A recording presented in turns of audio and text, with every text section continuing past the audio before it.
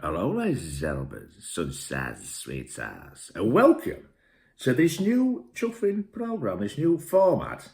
It's like a sister programme, like a smaller sibling of the Chuffing Big Al show. Now, what we're going to try and achieve with this, we're still going to be running the Chuffing Big Al show. We're going to be trying to do that on a Chuffing weekly basis. And that is a longer, more elongated Chuffing product. When I speak, we've got music, and then I speak again. We talk about all sorts of Chuffing shit. Now, this one, hopefully, although looking at this itinerary for this Chuffing first episode, it's known as, this one, Big Al's Quick Shots. And we could be discussing anything.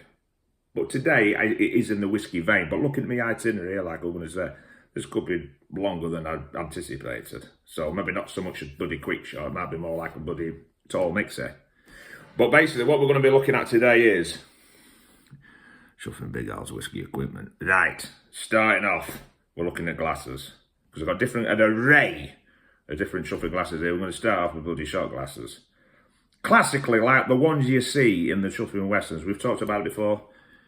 Chuffing Robert Mitchum, Lee Van Cleef, Clint Eastwood, Chuffing Lee Marvin. I know he said Marvin Gaye there. He's a bloody soul singer. Ooh! Different character. Different person. Completely. He's a musician. They're actors. So I got confused there. And I've not been drinking. Right, so we're going to be starting off looking at shot glasses. And this is the kind of thing where you see one of them characters go through them swing doors into a pub. Chuffing piano player there, he stops playing his bloody honky-tonk stuff. You got bloody barmaid here. I'm not trying to be politically incorrect, but usually 99% of the time, Chuffing barmaid has got that big Chuffing big boobies. They're Chuffing RT and you can see everything. You know what I mean? I didn't direct these films. These films exist. They're captured forever, timelessly on flipping Polaroid. I didn't direct them. Me now, I wouldn't have something like that. Well, I would. Why not? Right, so, and then you've got some like hoodlums in corner of the room playing flaming cards, and they stop. They're like, and it don't even have to be a Western. Don't even have to be a movie. I've been in pubs. I'm not going to name and shame, but I've been in pubs in this local vicinity, in this area, where I've walked in just for a flaming beer. Pub I don't go in very often, you know, granted, but I go in, everyone bloody stops. They're all bloody gulping at you. They're nudging each other and bloody muttering and whispering. And you feel, in the words of Oz, out of Alvida's Empire, you feel about Chuffing welcome as a Chuffing farting asses outside. You know what I mean? It don't make you want to Chuffing stay in there bloody slurping all night. You're down a pint of Guinness as if it's a shot of whiskey and you're Chuffing skedaddle because it's not a very kind of relaxing Chuffing environment, you know what I mean? So, I've said shot glasses 4 times now and I keep on going off one of these wild Chuffing tangent. Because Big Al's in a wild tangent kind of Chuffing mood today, obviously. Shot glasses. I've got 3 different styles of these. Your first one, your classic kind of bloody cowboy, we're talking about again, Lee Marvin, a bloody Lee Van Cleef, all them kind of characters, Robert Mitchum, and he go in like that one, Mitchum say, hey, give me a whiskey. And no one's going to argue with him. Built like a bloody brick outhouse, man. And then I've got this one here, which was a present off me, my mum and dad. And I don't know if you can see it there, it says shots on it. Shaped like a jam jar. Now, what I'm retrospectively thinking about this, what this might be good with, is a thing that's out at the minute, it's quite popular. And I've had one of the quite tasty, called Chuffing Moonshine. And they come in something shaped like this, but of a bigger variety, very voluptuously shaped. Bloody massive marmalade jar type shape. The only thing is, if you was going to utilise it with this, those big ones, you unscrew that massive top and it's difficult to pour them without spilling them. So whether you're going to be able to get it through a kind of aperture where that's small, I don't know. But I'd give it a go. But for God's sake, don't Chuffing do it over your Persian rug, otherwise your wife will flaming kill you. Jesus Christ. Chuffing moonshine all over a white Persian rug, whatever it is. And then this one, this, believe it or not, came off of a bottle of American whiskey. And the American whiskey is known as Tin Cup. And it's cut utilising Colorado mountain, Chuffing Rocky Mountain spring water. And my dad got me into this, and it's beautiful. It's got an high rye content. And it's a really tasty little Chuffing drop. But the story behind this little bad boy is apparently the workers in that neck of Chuffing was back in day. You know what I mean? Before bloody health and safety and all that bloody stuff. I'm not going to say shy, because it saves people, you know what I mean? But, you know what I mean? When things were a little bit more loose. Look, looser than a bloody camel's guts after a Chuffing dodgy kebab. You know what I mean? When things were a little bit more loose, what they used to do over 8 time, they do 4 or 5 hours Chuffing graft. And then we get one of these, maybe 2 or maybe 3. And say if they're laying like train tracks, up until break, straight as a chuffing die. After break, chuffing like this. Like a chuffing snake. And foreman comes back. Bloody, what you done to me chuffing Satan, lad? I don't know what you mean, mate. The chuffing pissed and half bloody cut. Don't drink at work. It's dangerous. Right, what we got now is we've done the shot glasses to drown glasses. Now, drown glasses are sometimes quite ornate, quite beautiful in the nature, but small. I sometimes call them like little drown glasses, snifter glasses. And I've got a few of these. I've got 2 or 3 of these to show you. The most kind of generic, boring one is famous grouse. Like a kind of miniaturised, like kind of tumbler. Heavy bottomed.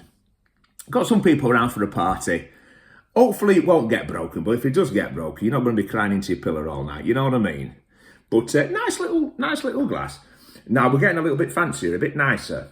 First one I probably had of this variety is this kind of thing.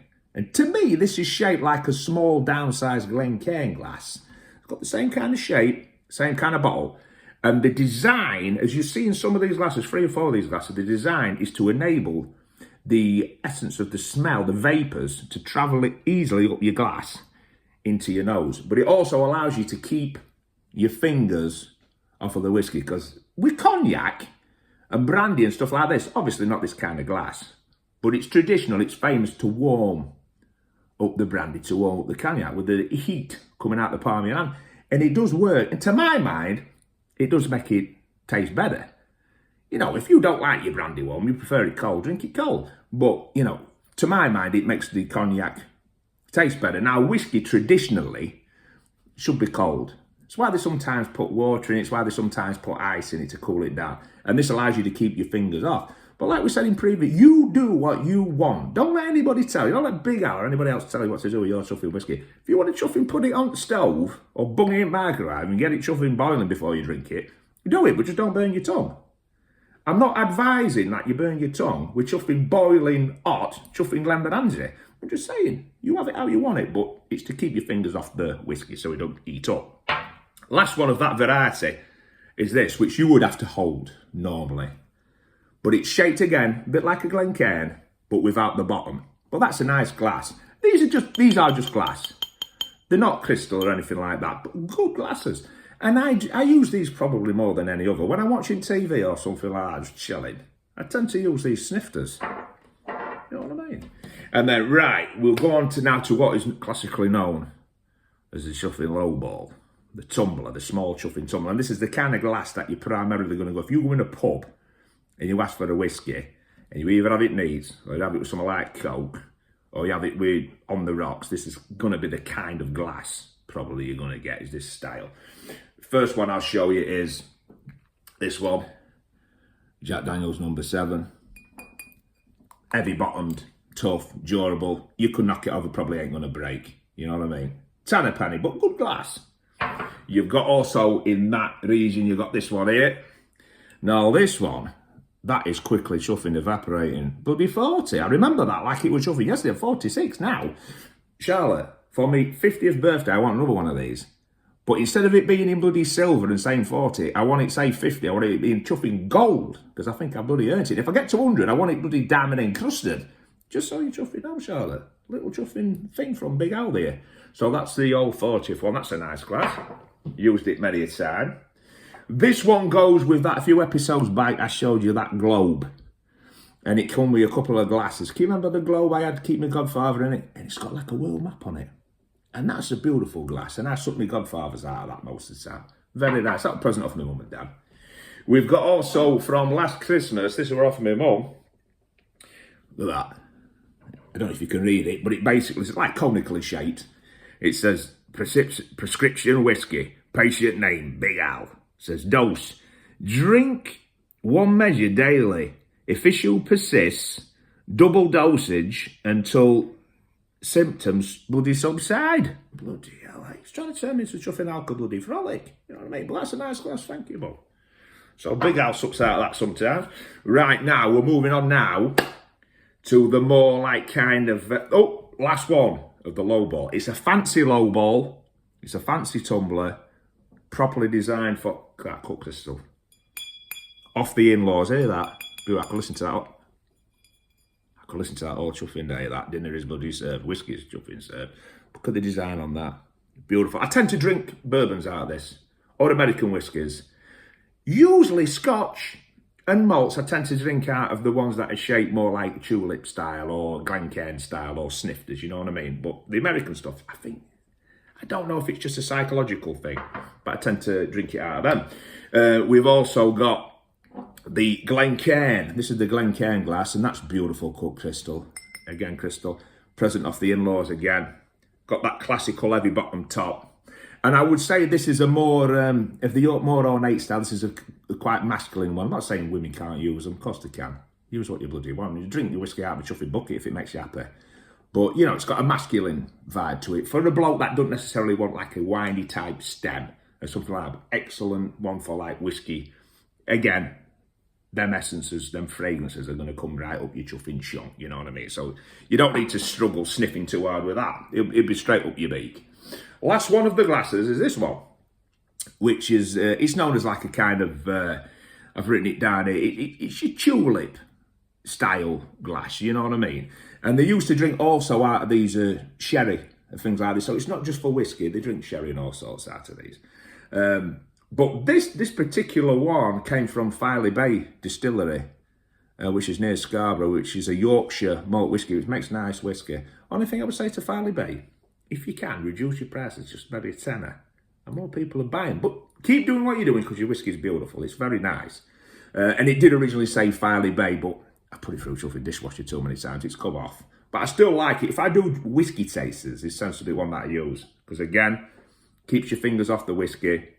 Good for sniffing, good for tasting. Nice, elegant product. Very, very nice. We've got also here measuring devices. You've got your 25, you've got your 35, and if you've had a chuffing tough day at work, you've got your chuffing 50. And maybe fill him up chuffing twice, but be responsible. Don't go out in car afterwards, you know what I mean? But, you know, if it's weekend, bloody top it up a couple of times, getting bloody thrown in. But I quite often, if I'm one, because I usually just pour them to side, but some of these, especially the low balls, low balls, it sounds funny, doesn't it? This is swing low, sweet cherry. The low balls, you put whiskey in there, it's quite a wide bottom. I'm getting fruity again. It's quite a wide bottom, like two Badley Park Volkswagens, quite a wide bottom. And you can pour a quite substantial amount of whiskey in there, not realising. You feel, why am I feeling so chuffing pissed? Because you just drunk half a chuffing litre of flaming whiskey, mate. You know what I mean? It's shaped like same size of bucket, some of them. I use this. If I'm going to like measure something out, the tin cup, put one of them in there. It's not going to do you no damage. Right, that's the glasses out the way. Chuffing hip flasks. Again, off the In-Laws. This one is a Ted Baker one. It's a beautiful thing. And you may notice, it's not twin turbos. The old twin turrets there. Usually you get an hip flask, it's just got one opening. And you take out one hip flask. This one.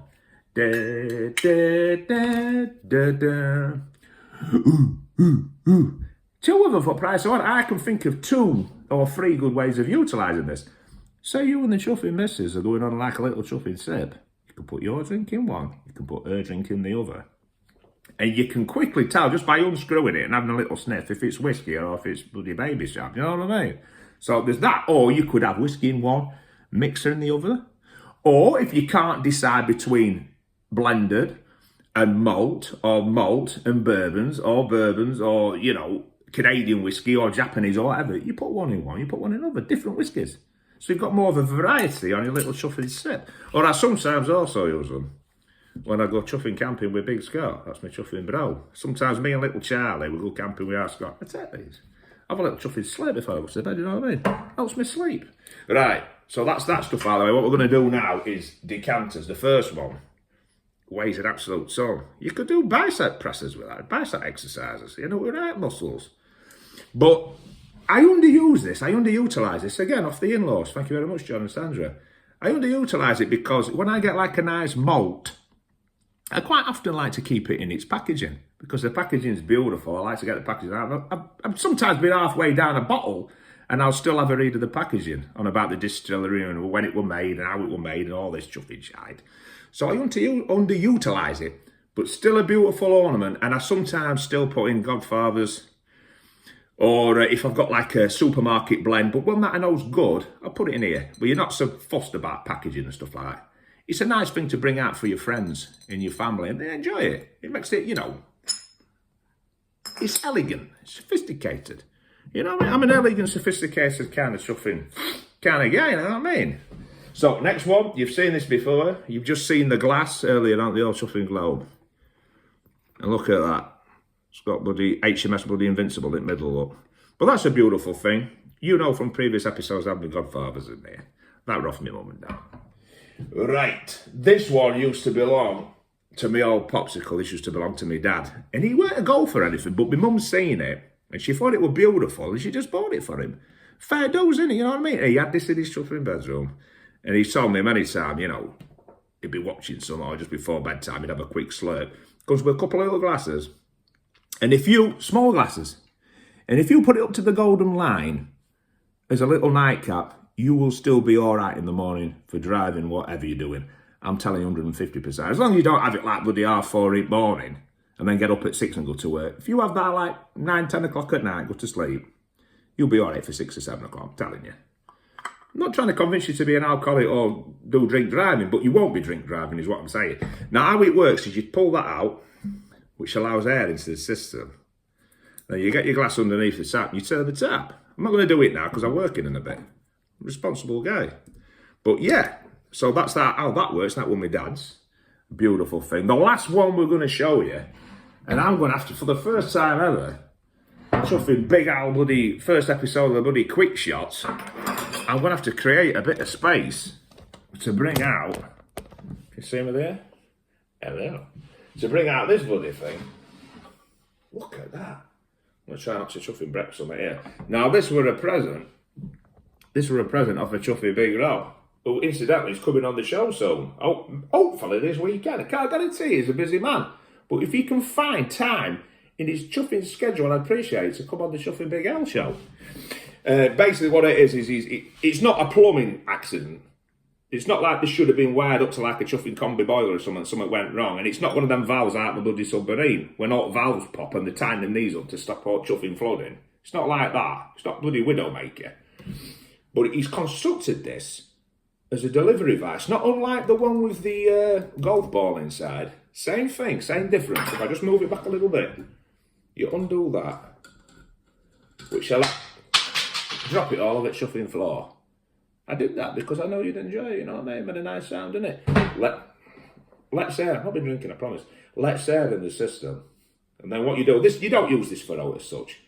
And then you put your glass underneath the spout, turn the tap. You need obviously a whiskey bottle on here. I probably should have said that bit.